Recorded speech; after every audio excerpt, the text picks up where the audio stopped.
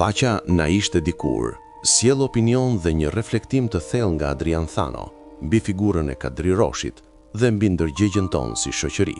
Ka artistë nëpërmjet të cilëve publiku kupton më mirë vetveten. Ata kthehen në tempu i ndjenjash, na falin një pasuri të madhe të brendshme që nuk ka të bëjë me paran, po një çfarë u japim atyre. Kadri Roshi nuk ishte i zakonshëm, zëri i tij i veçantë, sytë që i flisnin para fjalëve ishin tipare të një aktori të madh. Ai nuk luan për thjesht personazhe. Siç del nga një rrëfim publikuar dje në media, kjo ikone kujtesës son kolektive përballoi në fund të jetës diçka që nuk duhet të kishte ndodhur kurrë. Ky njeri, kaq i talentuar, ka qenë në një gjendje të tillë varfërie sa është detyruar të kërkojë ndihmë tek një politikan për një cop buk. Po pse një artist i madh i një kombi u gjend në një situatë të tillë? Si ndihemi si shoqëri kur i lëm të vdesin urie ata që na dhan kaq shumë? A është e mundur që jo vetëm Kadriu që ka merituar gjithë të mirat e kësaj bote, por askush të mos kërkoj bukë për gruan e tij si kërkesë e fundit para se të largohet nga kjo jetë? Kthehemi te problemi i një shoqërie që po vuan një varësi të egër nga politika. Kjo ka shkuar deri në nënshtrim. Çdo gjë duhet kalojë nga filtri i pushtetit. Ndihma, mirënjohja, mbështetja, karriera, madje edhe mëshira. E vendos pushteti kush meriton të jetojë me dinjitet e kush jo.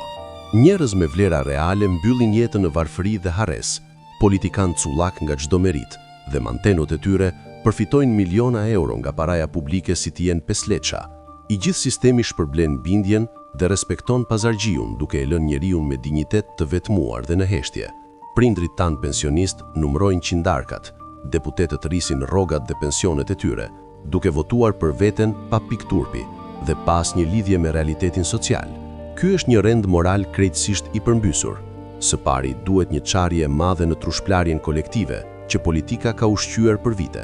Sa më shumë që shoqëria u dorëzon një apo dy individëve rolin e shpëtimtarit, aq më shumë këta e shpërdorojnë besimin, duke e kthyer shtetin në bankomat vetshërbimi.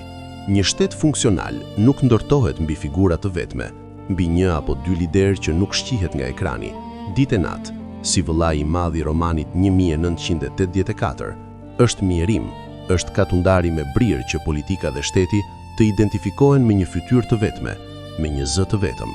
Kadri Roshi na rikujton nga heshtja sa shumë kemi për të bërë jo vetëm në mënyrën si trajtojmë ata që vlejnë. Duhet një ndryshim i madh kulturor, por ai nuk do vi vetëm nga prokuroret apo nga direktivat nga jashtë. Do filloj kur secili nga ne, do refuzoj në forma të vogla të përditshme të jetë pjesë e kësaj shkatësisë epidemike, kësaj gatishmërie kombëtare për të qenë në anën e gabuar për ca para më shumë. Do ishte mirë të nisim me të vlerësojmë punën e ndershme, t'i kthehemi jetës modeste dhe normale. Kjo nuk ka nevojë për heronj. Do mjaftonin njerëzit e thjeshtë që nuk harrojnë çfarë është e drejtë. Për më shumë video të tilla, abonohuni në kanalin ton. Na ishte dikur.